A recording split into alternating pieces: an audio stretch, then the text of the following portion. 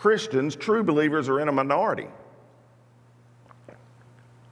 Because for many of us, we grew up in what at least seemed like a majority Christian nation that has slowly, like the frog in the kettle, kept boiling until it feels like, and indeed probably is, no longer a majority Christian nation.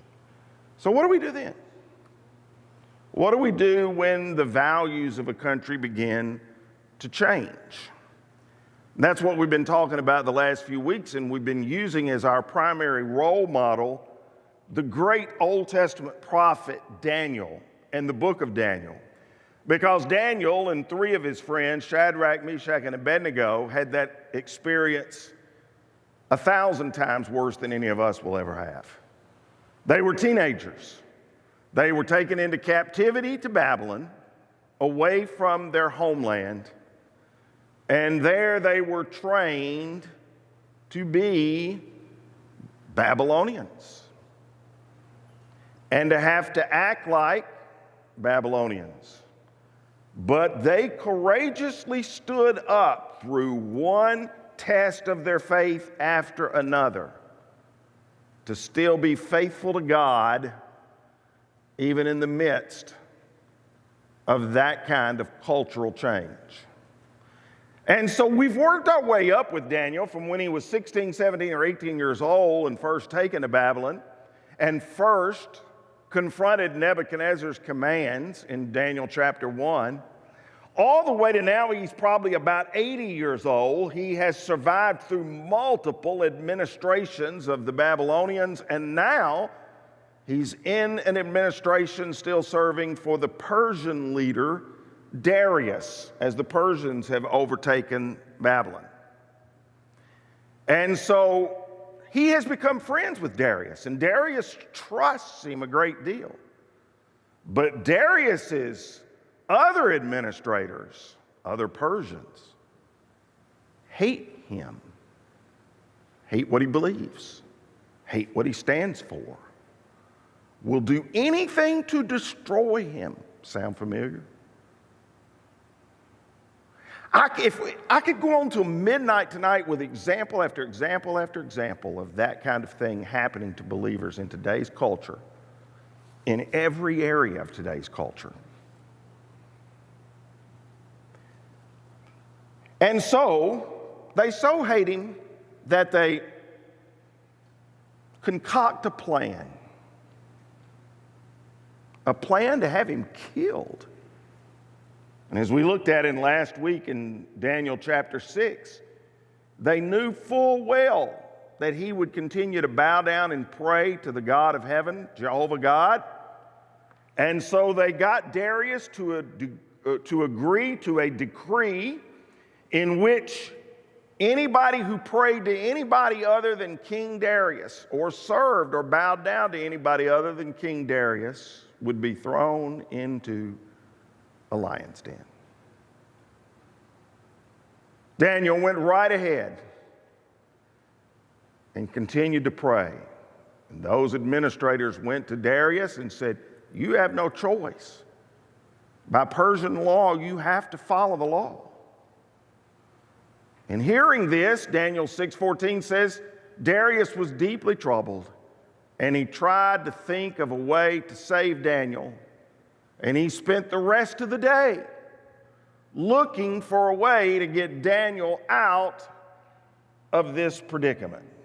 He knew the impossible situation he had created for his friend.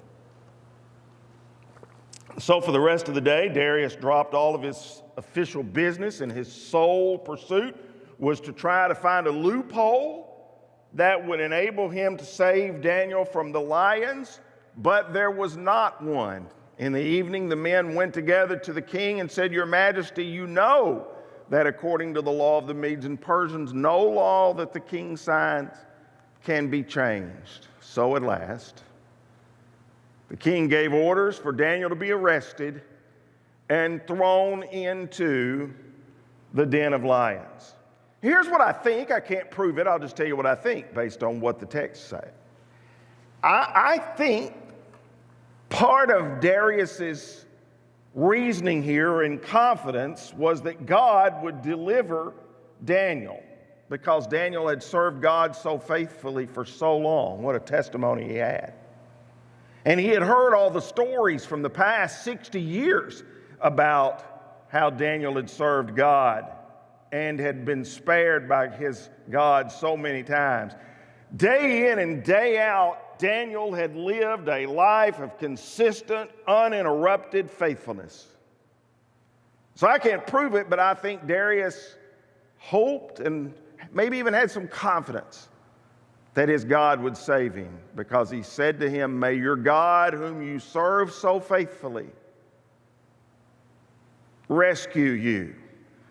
A stone was brought and placed over the mouth of the den. The king sealed the stone with his own royal seal and the seals of his nobles, so that no one could rescue Daniel. Then the king returned to his palace and spent the night fasting, and he refused his usual entertainment and couldn't sleep at all that night. Darius did his duty, but it wasn't his desire. He followed the law, but he didn't do what was in his heart. You know, they say the softest pillow is a clear conscience. And if that's true, then Darius spent the night on a bed of nails. Wouldn't accept any of the king's usual entertainment. Tossed and turned all night because of the choice he had been forced into make. Very early the next morning, the king got up and hurried out to the lion's den. When he got there, he called out in anguish, "Daniel, servant of the living God, was your God, whom you served so faithfully, able to rescue you from the lions?" Daniel answered, "Long live the king. My God sent his angel to shut the lion's mouth so that they would not hurt me. For I have been found innocent in God's sight, and I have not wronged you either, your majesty." Now, there's so much there to unpack, but one of the first things that just jumps off the page at me is there's no sense in Daniel of, "See, I told you so." There's no sense of trying to start up some sort of rebellion against Darius. In fact, he says, "I have not wronged you. I understand what you had to do." What he's saying, in effect, if I may translate that in simple language, is this: this isn't about me, it isn't about you, it's about God. And when we are facing temptation sometimes in our culture, it isn't about me, it isn't about you, it's about God. You sense almost a cheerfulness in Daniel. The king in the palace had spent the entire night in turmoil while Daniel was at peace with the lions. Wouldn't you expect a role reversal?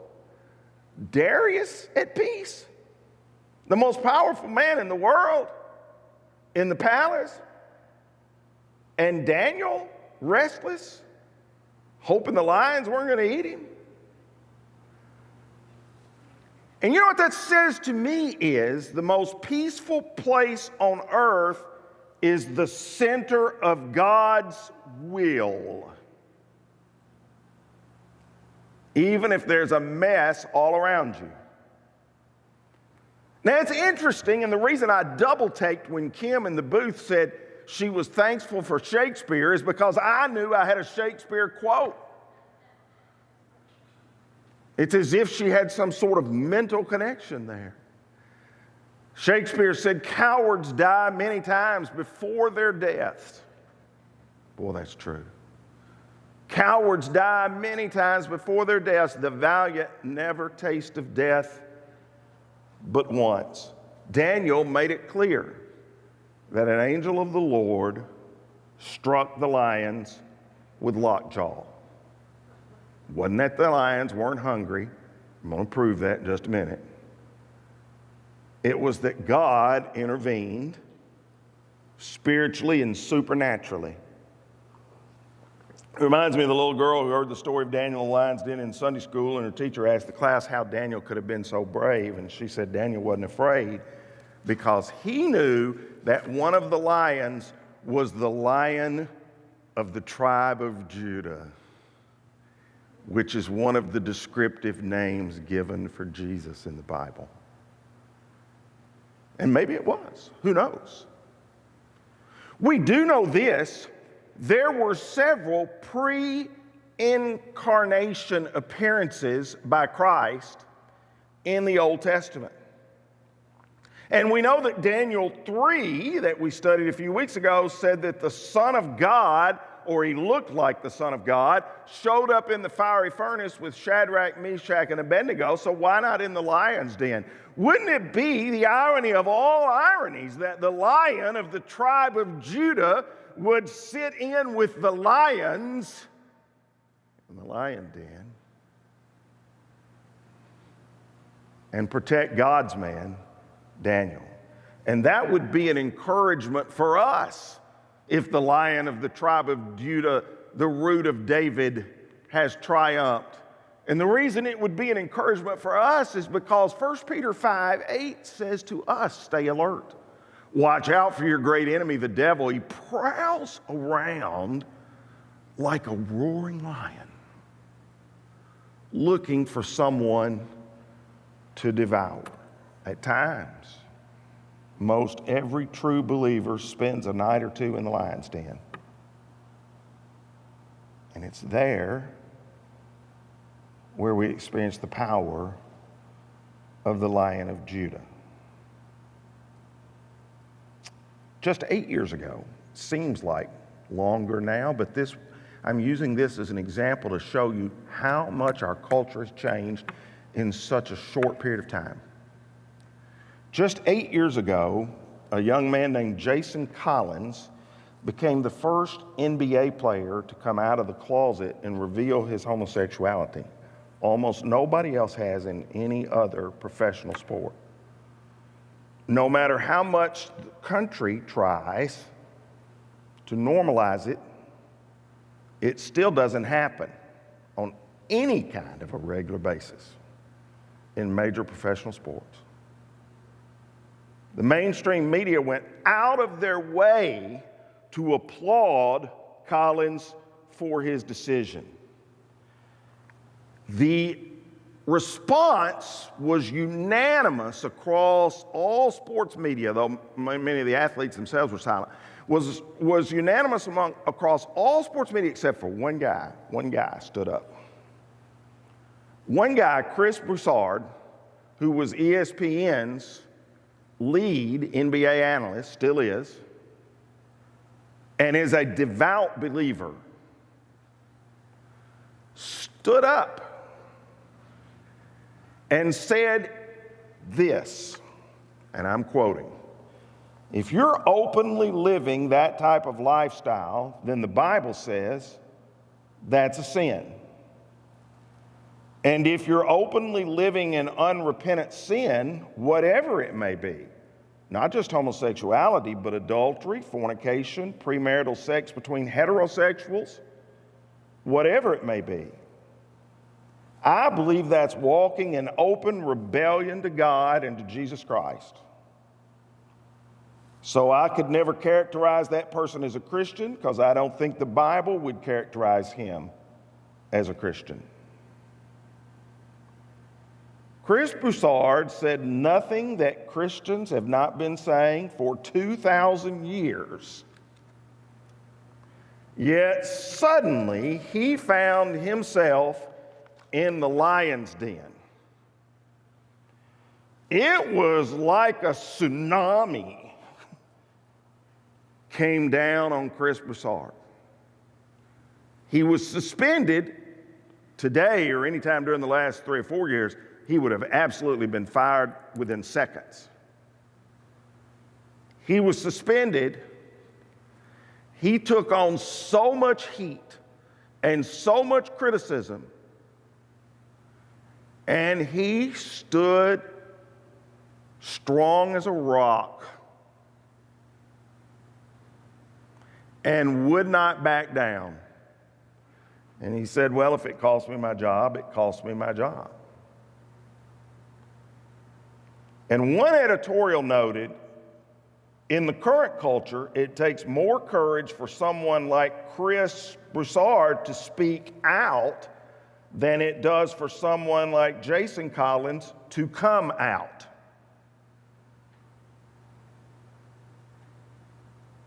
And that's true. And that was 8 years ago. The difference between 8 years ago and now is extraordinary. You see, today, and the reason we're talking about this series Outnumbered, is because today the roles have been reversed. Christians are the ones hiding in the closet, afraid of persecution simply for believing what they believe or saying what they believe the Bible teaches. You can be fired on your job. We've had that happen, people in our congregation. You can be attacked. People will, if you're a public person, people will search your past emails, your past texts. They'll look for things you may have said or done 10 or 20 or 30 years ago to try to cancel you or get you fired. Opposing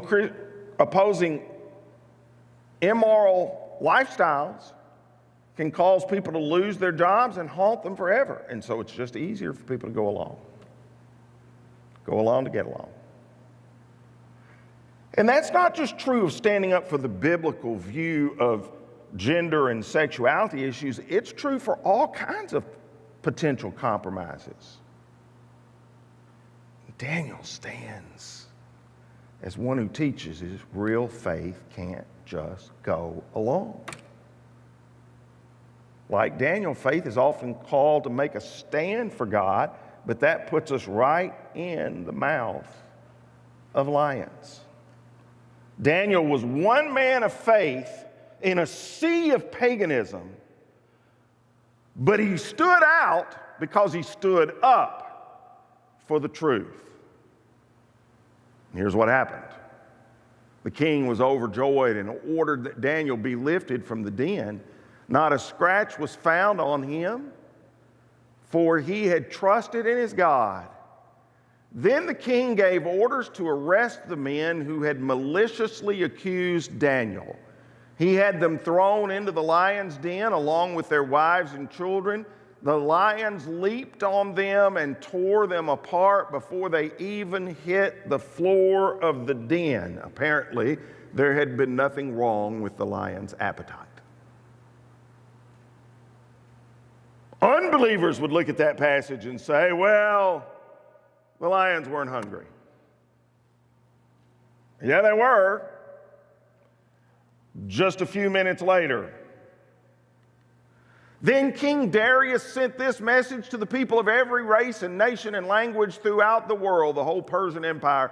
Peace and prosperity to you. I decree that everyone throughout my kingdom should tremble with fear before the God of Daniel. For he is the living God, and he will endure forever. His kingdom will never be destroyed, and his rule will never end. He rescues and saves his people. He performs miraculous signs and wonders in the heavens and on earth. He has rescued Daniel from the power of the lions, so Daniel prospered during the reign of Darius and the reign of Cyrus the Persian. Here's what I know. I know it from history.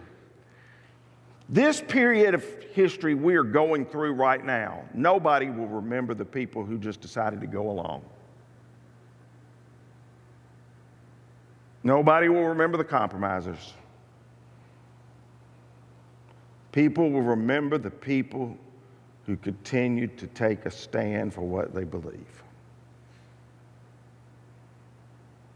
That's what I know. Because that's what's always happened. Old Testament, New Testament, 2,000 years since.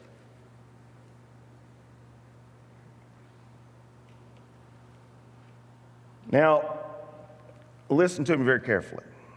There is a movement today in some churches that shies away from harder truths and from taking some unpopular stands. There is a move in some Christian schools today to shy away from harder truths and taking unpopular stands for fear they will lose donors or students.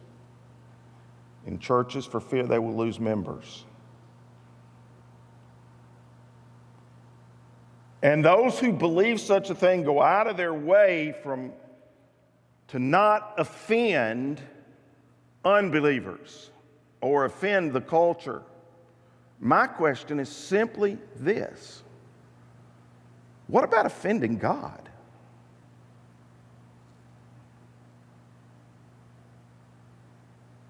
Where does that enter the equation? I'm way more concerned with offending God than I am concerned with offending the president of a school or the president of the United States. And it's concerning to me that the market-based church has calculated that unless it makes deep, serious cultural adaptations and changes, it may go out of business, especially with the younger generations. Well, then it just needs to go out of business. It does. Who wants people who are weak-willed and weak-minded and can't stand for what is right and true? And what is not being considered carefully enough is the church may well be putting itself out of business with God. That's a much bigger concern to me. I'd rather be with God in the lion's den than apart from him in the palace. So would Darius, who was the king, according to what he said himself. Let me put it to you this way. The greatest fear facing Daniel was not being thrown to the lions. The greatest fear facing Daniel was refusing to stand up for his God. Daniel was way more fearful of his God than he was of the lions. And so let's face a few applications before we close. We still face lions today. Now, obviously, it's doubtful that any of us will be tossed before literal lions, but we all face dangers that can be every bit as real as a hungry lion. And I'm talking about the pressures of life and circumstances and situations that threaten to consume us. That's why the Bible says, be self-controlled and alert, because your enemy, the devil, prowls about like a roaring lion, seeking whom he may devour. I have read that the most terrifying sound in the world is the sound of the king of the lions when you're in the jungle. That it is just an extraordinary sound. The roar. The main weapon of the lion may well be its roar, because its roar may be as bad as its bite. It may scare people away. I think that's pretty well true of the devil, the roaring lion prowling about us too. The roar may actually be worse than the bite. I love the old story about a small congregation that was meeting one Sunday morning. Right in the middle of the service, the devil burst into the building and started roaring to scare the people. Folks were running out of every exit door that was available. The preacher even ran out the exit door. And there was one little old lady that just kept her place. She sat still, never moved, didn't seem intimidated at all. The devil got in her face and roared again and said, "Do you know who I am? Why aren't you afraid of me?" She looked at him and said, "Yeah, I know you're the devil, but I'm not scared of you because I've been married to your brother for 50 years. You don't have to be afraid of the devil either. Just be aware that he's out there roaring. But there are other lions too. Some of you right now are facing relational lions. Some people are going through a tough divorce, or they have a tough marriage problem or situation, or having trouble with a friend or a family. Some people are facing physical lions, including some of our families right now. Some are facing financial lions. Name your lion. There are all sorts of lions out there. We still face lions. That's why 1 Peter 5:8 and another passage we're going to look at in just a few moments are there for us. So, because we still face lions, when you're in the pit, look for the head lion. A male lion is known as the king of beasts. He can grow to over 10 feet in length. He can weigh over 500 pounds. A grown male can kill a 150-pound gazelle with one swipe of his paw. He can jump over a 3-foot fence with the gazelle in his mouth. They are awesome creatures. It's why, I think, we are told in the Bible that the devil is like a roaring lion. He is indeed the king of the jungle. It's why, I think, we're told in the Bible that Jesus is the, you might say, head lion, the lion of the tribe of Judah who has triumphed. But did you know this about lions? Did you know that they're very group-oriented? They live and hunt in prides. And in each pride, there is always a dominant male. What he does, the others do.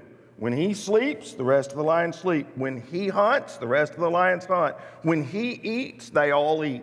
The dominant male, often called the alpha male, is in charge until a new male comes along and drives him out and becomes the dominant male. You ever seen the play or the movie The Lion King?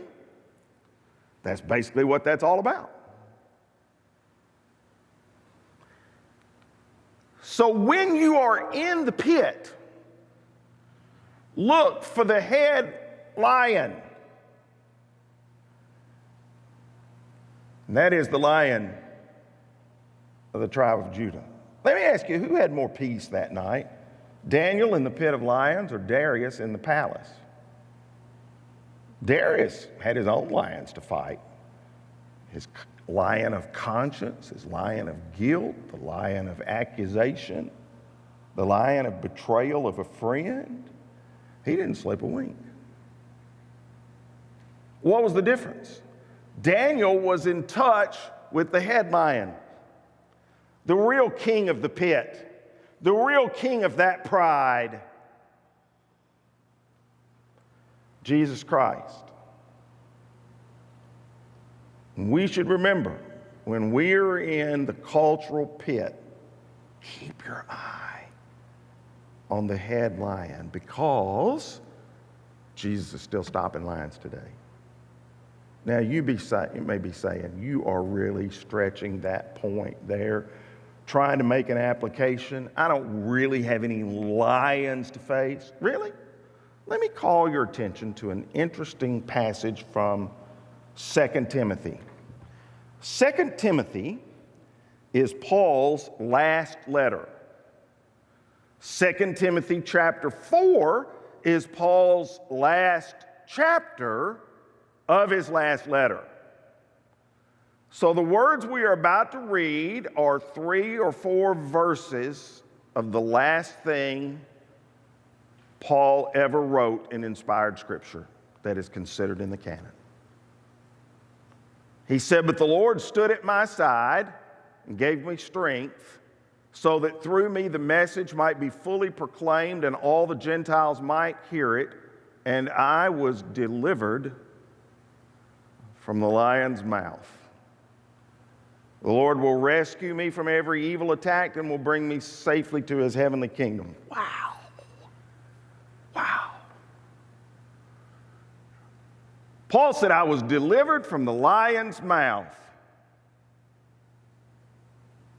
Jesus is still stopping lions today.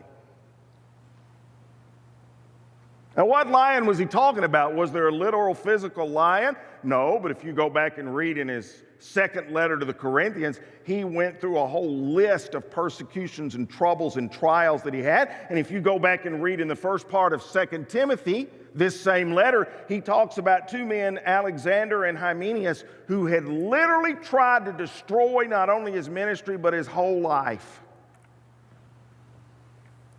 And he was delivered from the lion's mouth. See, this is not just preacher talk. There really are lions out there, and whatever your lions look like, if you let him, Jesus will be there to protect you. So, in conclusion, back to our game tonight. None of you caught it. Wake up. In the years to come, I don't know what's going to happen. I sometimes think, well, the slide has to stop on the slippery slope that we've been on for 40 or 50 years. But I don't know. In the years to come, a Christian minority may no longer have a majority of approval in America. We may no longer get preferential treatment from legislatures and elected officials like we did during the time most of us were growing up. We may no longer be respected by society at large for anything, even any of the good we do. Our persuasion may not be the culture's dominant philosophy because unbelievers have control, literal control, of all of public education, particularly in higher education, virtually all of the media, and that's two big areas to have dominant control of. And slowly but surely, many of the thought processes of our citizens. The traditions and the Christian underpinnings of our culture are slowly fading away and may soon be forgotten. We may be maligned and misrepresented, but we do not have to be discouraged because this is not the first time this has happened. We know the truth of the gospel message. The true gospel of Jesus Christ needs none of those things to survive and even thrive. In fact, in many areas of the world today, where they are not turning away and turning off God, Christianity is thriving. Did you know? This is true. You can look it up. Did you know Africa is sending Christian missionaries to America right now? Just like America used to send Christian missionaries to Africa in the 18th and 19th century. In some areas of the world right now, Christianity is thriving. Christianity has prospered in far worse conditions. And the reason is Jesus equips every generation of Christians with his infallible word and his precious promises and his sovereign indwelling Holy Spirit.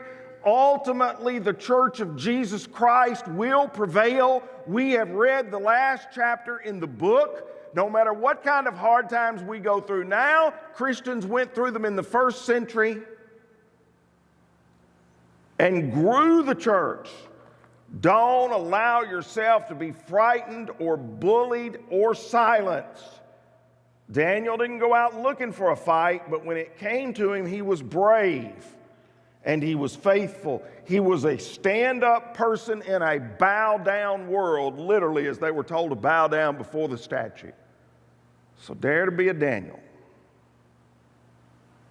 It's especially important we teach our kids this. Especially important we teach our grandkids this. This is no time to be timid. It's not. And you know what? They will not respect timidity. Our kids and our grandkids, if nothing else, believe in honesty and integrity, and they believe in being real. There's nothing more real, nothing more honest, and nothing more filled with integrity than the Christian faith inspired by the Christ.